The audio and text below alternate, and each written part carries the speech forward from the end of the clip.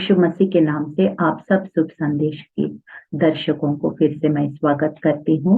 धन्यवाद करती हूँ, परमेश्वर ने हम सबको एक और दिन दिया है और थोड़ा समय हम यीशु मसीह के चरणों में बैठ के हम पवित्र शास्त्र बाइबल से कुछ वचन पढ़ सके, सीख सके, समझ सके और उनकी आशीषों का हम वारिस बन सके। छोटी सी प्रार्थना के साथ इस कार्यक्रम को हम शुरुआत करेंगे। धन्यवाद महान सामर्थी पिता, राजाओं का राजा, प्रभुओं का प्रभु, ईश्वरों का ईश्वर। एशिया 55 और 11 में ऐसे लिखा है, मेरा वचन जो मेरे मुंह से निकलता है वो व्यर्थ ठहर कर मेरे पास नहीं लौटेगा, परंतु जो मेरी इच्छा है उसे वो पूरा करेगा। जिस काम के लिए मैंने उसको भेजा है उसे वो सफल करेगा। हाँ परमेश्वर, सचमुच में प्रभु, जो कुछ वचन हमने तैयारी किया है यीशु, आपके ऊपर हम भरोसा रखते हैं। जिस मकसद के लिए ये वचन भेजा जा रहे हैं उस मकसद पवित्र आत्मा के द्वारा पूरा होगा यीशु। तैयारी किया बोलने वाले मुझको और देखने वाले दर्शकों को, दोनों को प्रभु आशीष मिले और मसीह का देह उन्नति करे यीशु। सारा आदर, सारी महिमा तुझे मिले। हम घटे आप बड़े, यीशु मसीह के जीवन और सामर्थी नाम में इस प्रार्थना को हम मांगते हैं। सुनिए, ग्रहण कीजिए परम पिता। आमीन आमीन आमीन। जो विषय लिया है ये, उसका नाम ये है, lessons from Jacob's wrestling with God. परमेश्वर के साथ याकूब के मल्ल युद्ध से शिक्षा। ये विषय जो पवित्र आत्मा का सहायता से ये विषय मैंने लिया है। ये एक चैप्टर है उत्पत्ति किताब में, बुक ऑफ जेनेसिस में। ये 32 चैप्टर पूरा पढ़ेंगे तो बहुत अच्छा लगेगा। ये पैसेज मैंने लिया है क्योंकि ये जो पैसेज में कुछ खास मसीह जीवन के लिए, आज का दिन भी, ये भले वो पुराना नियम की कहानी कई हजारों साल पहले हुआ हो, लेकिन हमें इसमें कई सारे सिद्धांत जो है आज भी हमारा मसीह जीवन के लिए लागू होता है। The principles behind this passage for our Christian life is very relevant even as on date for our Christian walk. हमारे मसीह जीवन के लिए बहुत रेलेवेंट है। इसलिए मैंने ये पैसेज लिया है क्योंकि बाइबल का एक एक अक्षर जो बाइबल बताता है, आज कल और अब काल तक वो एक सा परमेश्वर है। आकाश और पृथ्वी टल सकता है, उसका वचन कभी नहीं टलेगा। तो चाहे पुराना नियम हो चाहे नए नियम हो, हमारे लिए वचन, प्रत्येक वचन आज के लिए भी है, हमेशा के लिए है। हमारे बच्चों के जो पैदा होने वाला, उन बच्चों के लिए भी है। हालेलुया। तो आज कल अब काल तक सो परमेश्वर का वचन एक सा ही है, उनका सिद्धांत भी एक सा ही है। चाहे बहुत सारे और चीज बदल सकता है, लेकिन वचन कभी नहीं बदलेगा। Hallelujah. So that is why it is very relevant now even as on date. तो जल्दी से हम उस विषय में आते हैं। यहाँ पे याकूब के बारे में, परमेश्वर के साथ रेसलिंग करता है, कुश्ती लड़ते हैं। तो ये क्यों किया, कैसे किया और उसका आगे पीछे का हम सबसे पहले हम देखेंगे। इसका पृष्ठभूमि, बैकग्राउंड क्या है।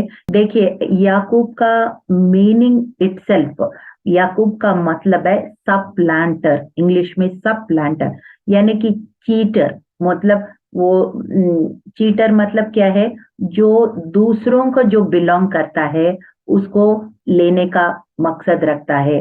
That is called cheating. Yakub का मतलब चीटर, सब प्लांटर, ऐसे मीनिंग है। क्यों ऐसे बोलते हैं? क्योंकि ये माँ का गर्भ में ही ये जुड़वा बच्चा था और उसने अपना भाई को जब पैर पकड़ के खींच रहा था, तब वो उसका दाई ने उसको बोला को, ये तुम चीटर हो, ऐसे करके उसका मिडवाइफ जो दाई उसने, और फिर उसने जो इनकी मम्मी है रेबेका, वो उससे भी परमेश्वर ने बात किया है कि ये बड़ा वाला जो है छोटे वाला को सर्व करेगा, सेवा करेगा। ऐसे करके भी परमेश्वर ने ऑलरेडी ये सब पहले से प्लान किया हुआ है। और बड़ा छोटा ये जुड़वा बच्चे थे, और बड़ा छोटे में वैसे ज्यादा गैप भी नहीं था, मे बी फ्यू मिनट्स और सेकेंड्स, दैट्स ऑल, क्योंकि ये जुड़वा बच्चे थे। पर वो जो पहले बाहर निकला है उसको बड़ा तो बोलेंगे ना। और इस तरह से फिर उसका पृष्ठभूमि क्या है, याकूब और ईसाव। और याकूब को तो उसका माँ रेबेका बहुत प्यार करती थी, और ईसाव को पिताजी जो आइसैक है, इसहाक है, वो ईसाव को प्यार करता था। और जब यहूदी में एक रिवाज थे मेरे ख्याल से, जब उनको पता चलता है मेरा समय निकट आ गया है और मैं परमेश्वर के पास जाना है, तो उस समय वो अपने बच्चों को और खास करके पेलोटों को बुला के वो आशीष देते हैं। They pass on the anointing and they bless their children before going to heaven. हम याकूब का भी जिंदगी में देखते हैं, और फिर हम ईसाक का भी जिंदगी में देखते हैं। जब आशीष देने का समय आता है, उसका माँ उनको धोखे से वो ईसाव का जो ब्लेसिंग है वो याकूब को दिलाती है। और वो भी, याकूब भी अपने भाई को भी एक ट्रिक, मतलब ऐसे चतुराई से उसने उसने ज्येष्ठत्व को उसने एक भोजन के लिए उसने बेच दिया, और उसने ज्येष्ठत्व को ले लिया।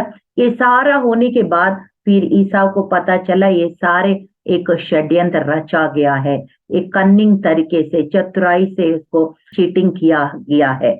तब उसके पीछे पड़ते हैं, तब ये याकूब को उसका माँ बोलती है तुम यहाँ से निकल जा, गुस्से से तुमको मार भी सकता है, तो इससे यहाँ इस जगह से निकल जाओ और मेरा भाई के वहां दूसरा देश तुम चला जा। तो ऐसे करके जब याकूब वो अपना मामा के उधर चले जाता है, फरार होता है, he escapes from Esau and he travels from one country to another country। वो अपना मामा के उधर चला जाता है जिसका नाम लाबान है। और वो लाबान जो है, इसका मामा जो है, इससे भी मास्टर चीटर है, और ये अपने भाई को अपने पिताजी को चीटिंग करके आया। तो वहां भी जो चीटिंग किया उसको चीटिंग ही मिलेगा ना। तो वहां पे भी उसका जो दो बेटी थे, और वो जो दो बेटी में से बड़ी वाली से ज्यादा रेचल याकूब को ज्यादा पसंद थी, और उसने धोखा दिया कि बड़ी वाली लड़की से उसने शादी करवाया। और फिर उनको 7 साल, फिर 7 साल, फिर ऐसे करीबन 20 साल लाबान का गुलामी ये याकूब करना पड़ा। ऐसे इस तरह से फिर वो सब कुछ होने के बाद परमेश्वर ने फिर जाते समय भी याकूब को दर्शन मिला है कि उसको क्या करने जा रहे हैं, परमेश्वर की योजना क्या है, सब कुछ उनको थोड़ा समझ में आ गया है। और फिर आते समय जब 20 साल हो गया, परमेश्वर ने बोला अब तुम यहाँ से निकल जाओ, अब तुम अपने घर की तरह लौट जाओ। ऐसे करके याकूब को दर्शन से ही सब कुछ कर रहे हैं। तब हम यहाँ देखते हैं चैप्टर 32 में दूसरा पद हम देखते हैं कि ये घर वापस रवाना होने का पूरा तैयारी हो चुका है, and he is now back returning home after 20 long years. 20 साल के बाद याकूब जो है अपनी घर की तरह, अपनी जो माता पिता की वो घर की तरह उस जगह में वापस लौटने का प्रयास कर रहे हैं, तैयारी कर रहे हैं। मगर उसको बीच में ईसाव को उसको फेस करना पड़ेगा, उसका भाई से वो 20 साल के बाद उसको आमने सामने करना पड़ेगा रास्ते में। यही उनका एक बड़ी कंसर्न थी। हम देखते हैं दूसरा पद, जेनेसिस चैप्टर 32 वर्स 2 मैं पढ़ रही हूँ। उनको देखते ही याकूब ने कहा ये तो परमेश्वर का दल है, सो उसने उस स्थान का नाम मेहनेम रखा। देखिए परमेश्वर का लगातार, अभी तो हमारे पास पवित्र आत्मा है जो हमें परमेश्वर हमें गाइड करने के लिए, कदम कदम पर मदद लेने के लिए हमारे पास पवित्र आत्मा दिया गया है। लेकिन याकूब का समय में पवित्र आत्मा परमानेंटली उनको नहीं दिया गया है। तो पवित्र आत्मा आते जाते थे और परमेश्वर से कई डायरेक्ट रिलेशनशिप भी रखते थे। जैसे याकूब को दर्शन जाते समय भी मिला, आपको याद है जेनेसिस चैप्टर 28 पढ़ेंगे तो वो पत्थर को सिराना बनके सो रहे थे, उसने खुला आसमान को खुला हुआ देखा, वो सीधी आसमान और पृथ्वी को लगा हुआ देखा, स्वर्ग से फरिश्ते आते जाते देखा और परमेश्वर उनसे बातचीत करते उसने सुना। अभी यहाँ भी हम देखते हैं he saw army of angels, परमेश्वर का सेना। सेना कौन है होता है? स्वर्गदूतों का सेना। उसने देखा है, याकूब ने देखा है और फिर उसने कहा है ये तो परमेश्वर का दल है। सो उसने उस स्थान का नाम महनेम रखा। तो that place was very important for him. Why? Because he encountered the army of angels in that place. So he named that place मेहनेम। मेहनेम का मतलब है कि परमेश्वर का सेना का दल, परमेश्वर की फरिश्तों का दल, आर्मी ऑफ एंजल्स से उनको मुलाकात हुआ और फिर निश्चय ये परमेश्वर का दल है। He could understand that this is not the army of kingdom of darkness, but this is the army of God. Hallelujah. याहवह परमेश्वर की ये दल है। और फिर उसने उस जगह का नाम मेहनोम रखा है, क्योंकि that encounter is very precious in his site. वो जो मुलाकात है, वो जो दर्शन है, जो आमना सामना उस फरिश्तों के साथ, उनका बहुत ही महत्व उसने अनुभव किया है। और फिर आगे हम देखते हैं कि किस तरह से उसने जो ईसाव को, उसने सब कुछ तैयारी कर दिया। बहुत सारे उनके साथ 2 बीवी हैं, 12 बच्चे हैं और फिर मेन सर्वेंट है, मेल सर्वेंट है, मेड सर्वेंट है, फिर बहुत कैटल है, मतलब बहुत सारे पशु है, बहुत कुछ है। तो ये सब कुछ लेके जा रहे हैं, मगर उनको एक कंसर्न यही था, ईसो मार्ग में मिल सकता है, कुछ हानि कर सकता है। इसलिए उसने पहले प्रिकॉशनरी मेजर, मतलब उसने कुछ लोगों को संदेश के लिए भेज दिया, ईसाव के रहने का स्थान पे उसने भेज दिया। और 6 to 8 अगर हम पढ़ेंगे तो याकूब के पास लौट के कहने लगे, हम तेरे भाई ईसाव के पास गए थे और वो भी तुझसे भेंट करने को 400 पुरुष के संग लिए हुए चला आता है। जब मैसेंजर्स को उसने भेजा है, ईसाव अभी गुस्सा है कि वो गुस्सा ठंडा हो गया, उसको पता चलने का कोई यहाँ पे हिंट नहीं मिल रहा है याकूब को, क्योंकि इतना ही वो मैसेंजर्स ने इतना ही संदेश दिया कि ईसो आपसे मिलने आएगा, मगर वो 400 पुरुष के समेत आएगा। जब अगर गुस्सा नहीं है तो उसको 400 पुरुष के साथ क्यों आ रहा है? Why is he coming to see me with 400 men? अगर वो गुस्सा नहीं होता तो अकेला आ जाता। तो ऐसे सोच के याकूब को बहुत डर लग गया। अब देखो, याकूब डर गया और संकट में पड़ा और ये सोचकर अपने संग वालों के और भेड़ बकरियों को, गाय और ऊंट को अलग अलग 2 दल कर दिया। यदि ईसाव आकर पहले दल को मारने लगे, दूसरा दल भागकर बच जाएगा। तो इस तरह से उसने पूरा तैयारी किया। पता नहीं है 400 पुरुष के साथ ईसाव क्यों आ रहे, तो ये बहुत घबरा गया। और फिर उसने क्या किया कि उसने जितने उनके पास पत्नियां हैं, बच्चे हैं, सेवक और सेविका है, गाय बैल बकरी, सब कुछ उसने 2 दल में 2 भाग में कर दिया। इसलिए कर दिया क्योंकि एक दल को वो मारने लग जाएंगे तो फिर दूसरा दल जो है वो छूट जाएगा, एस्केप करेगा, भाग जाएगा। ऐसे करके पूरा प्लानिंग के समेत उसने पूरा तैयारी किया। देखिए हमारे लिए क्या होता है कि कई बार हम कई परिस्थिति से देख के हम डर जाते हैं, तो याकूब का इस पैसेज से हमें बहुत सारे प्रिंसिपल्स, जो सिद्धांत है, उसने कैसे उस डर को सामना किया, हमें अच्छा सा समझ में आता है। We have to do some preparation, we have to do take some action, we have to do some from our side, correct.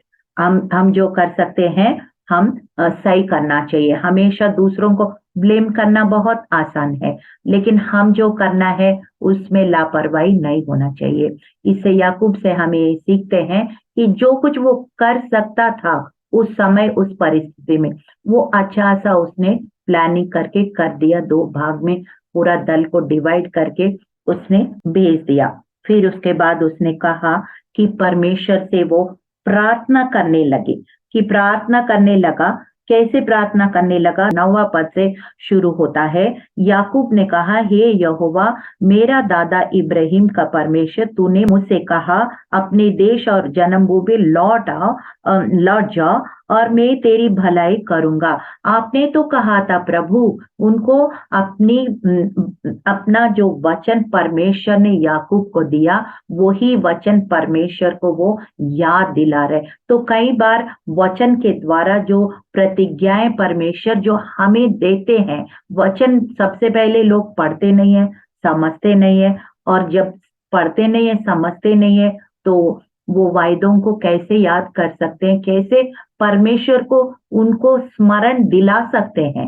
ये यही तो बात है ये। लेकिन यहाँ पे याकूब कह रहे, प्रभु आपने ही तो मुझसे बात किया, आपने ही तो मेरा दादा से आपने वायदा किया है, और फिर मेरा पिताजी से भी आपने वायदा किया है, और फिर मेरे से भी आपने वायदा किया है, और हमारी सबके साथ आपने भलाई करने के लिए वायदा किया है। और फिर आपने कहा अपनी जन्मभूमि में वापस लौट जाओ, इसलिए आप जैसे कहा था मैं वैसे ही कर रहा हूँ। कई बार हम ब्लेसिंग्स को ले लेते हैं, फिर भूल जाते हैं, और फिर जिसने दिया उनको भी भूल जाते हैं, और अपने जैसे हमने अपने आप ने पाया है, और ऐसे अपने मन मर्जी करने लग जाते। That is wrong.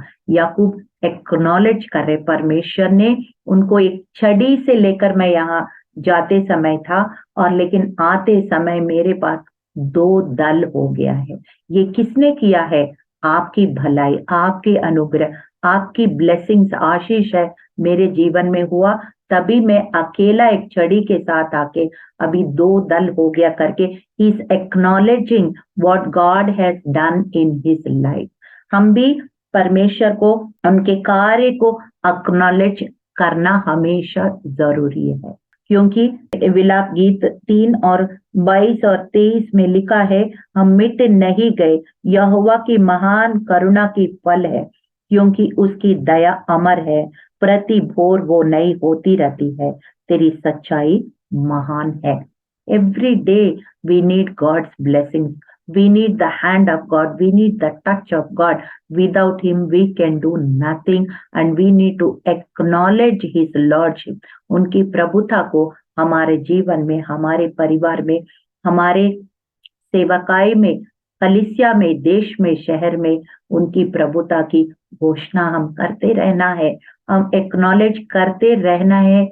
तभी हम हम्बल रहेंगे, तभी उनके आज्ञाकारी बनेंगे, तभी उनके आशीषों का हम वारिस बनेंगे।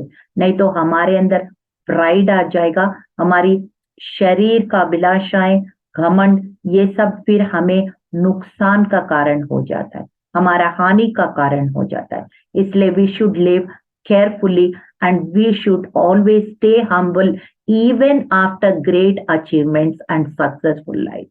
इसलिए यहाँ पे याकूब बोल रहे, मैं एक छड़ी लेकर आया, अभी देखो मैं कितना बढ़ोतरी किया। कैसे किया? किसने किया? You have done that. परमेश्वर तूने मुझे आशीष किया। साम 103 वर्स 1 to 5। दाऊद ने हमेशा ये बात याद रखा, और परमेश्वर जब वो भूल गया तो परमेश्वर ने उसको याद दिलाया, तू कहाँ से आया तुम याद रखो, तू एक ऑर्डिनरी एक चरवाहा थे, मैं तुमको राजा बनाया, याद रखो। हमें कितने सारे फायदा यहाँ पे दाऊद गिनवा रहे। आपको अनुग्रह का मुकुट पहनाएगा, दया का मुकुट पहनाएगा, आपका बुढ़ापा को जवानी में बदल देगा, आपके अधर्मों को क्षमा करेगा। बहुत सारी बातें बेनिफिट्स होता है when you acknowledge. Don't forget who is the source of your blessing. You stay connected with that source.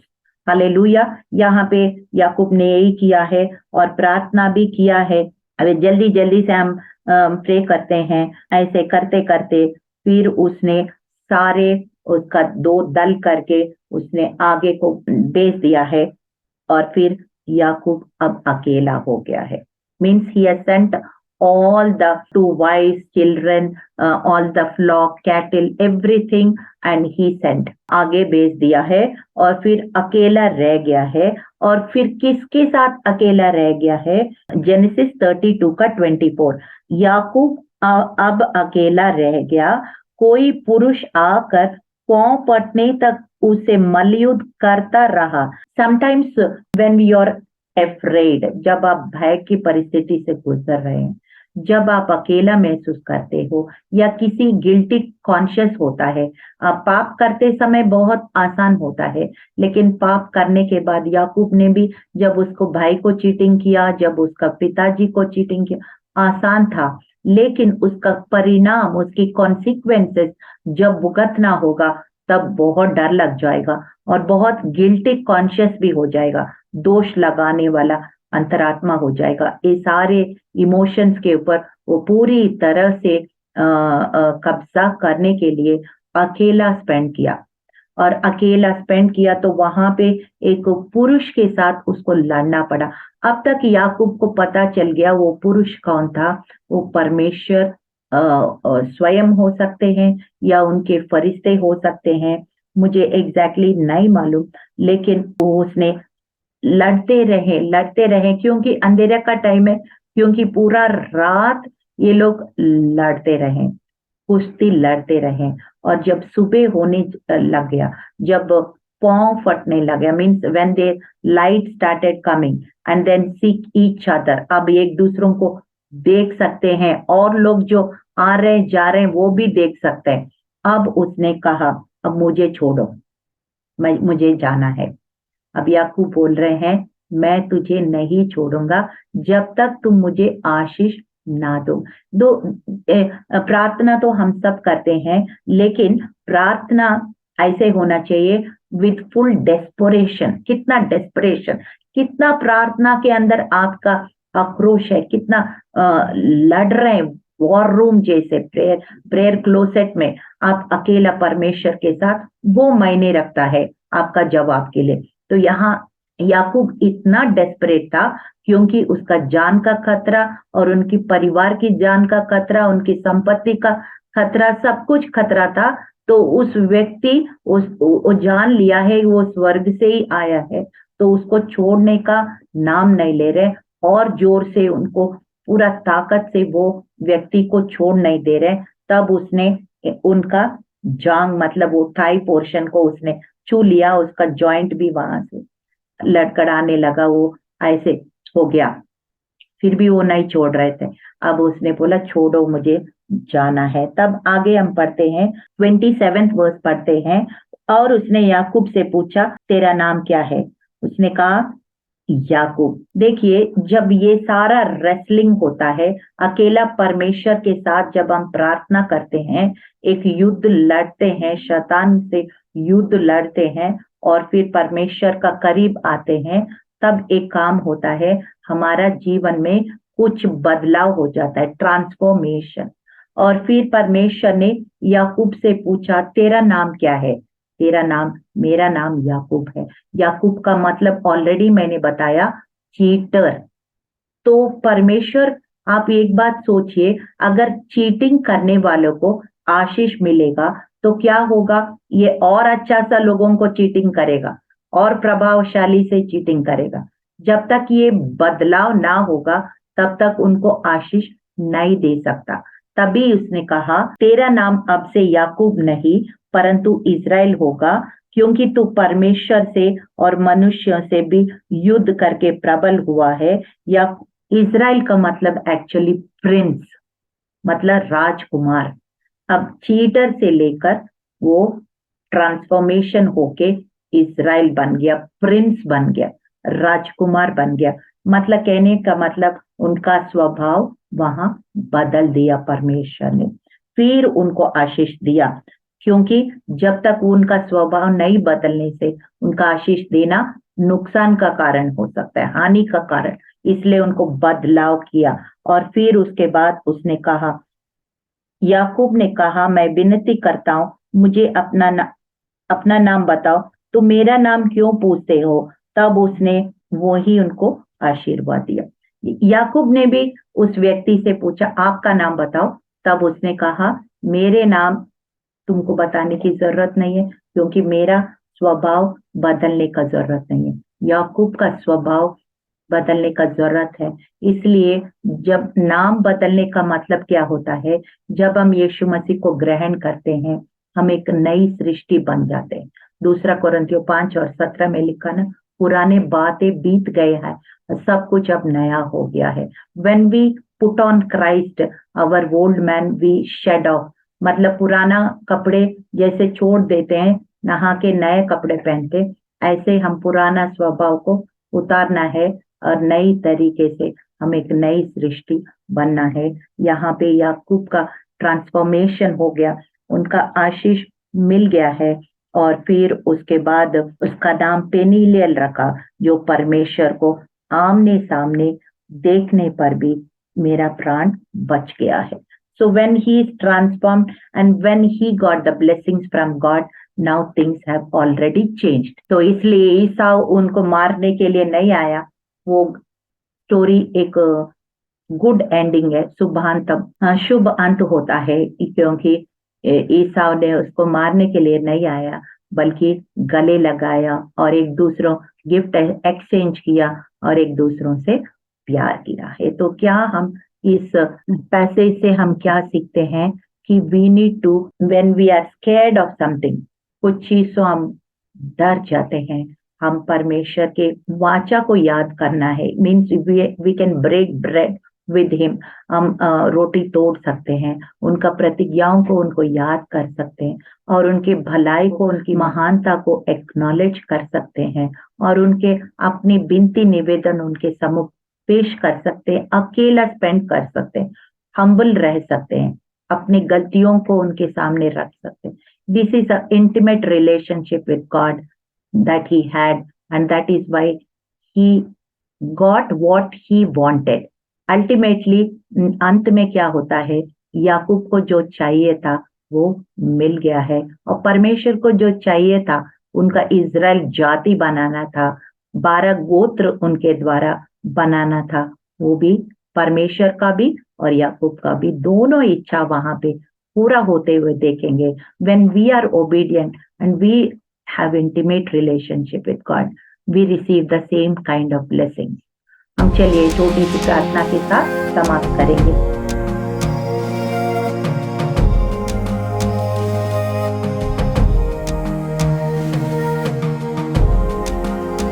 धन्यवाद प्रभु यीशु। हम जानते हैं याकूब का कहानी से हम देखते हैं बहुत सारे जो सिद्धांतों को हम देखते हैं प्रभु, किस तरह हम अपनी परिस्थिति को, इस सिद्धांतों को इस्तेमाल करते, जैसे याकूब ने जो चाहा वो पाया है, हम भी जो चाहते हैं पा सकते हैं। और जो परमेश्वर की जो इच्छा योजना है वो भी याकूब के द्वारा पूरा हुआ है। आज का दिन भी हम बोलते हैं अब्राहम, इसहाक और याकूब का परमेश्वर है। ऐसे ही परमेश्वर हम तेरी इच्छा को, योजना को हम आज्ञाकारी होके हम पूरा कर सकते हैं प्रभु। धन्यवाद करते हैं, आपने हमसे बातचीत किया, हमें उनको अमल करने में पवित्र आत्मा के द्वारा सहायता कीजिए। यीशु मसीह के जीवित नाम से इस प्रार्थना को मांगते, सुनिए, ग्रहण कीजिए परमपिता। आमीन आमीन आमीन।